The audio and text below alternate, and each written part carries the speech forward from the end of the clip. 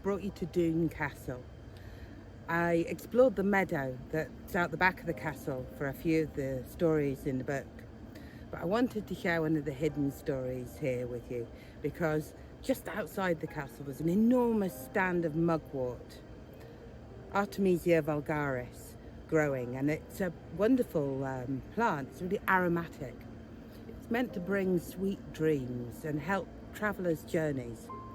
And so I thought we'd have a little look at mugwort outside the castle today, because as I go into the 14th century in the book, sharing stories of spices and far-off lands, of fairy tales and plague, I kind of look at a lot of the stories that have travelled, stories that came here from overseas with the traders and merchants, and stories that possibly originated in castles just like this one in Scotland and went off to far-off lands and found their way into literary works.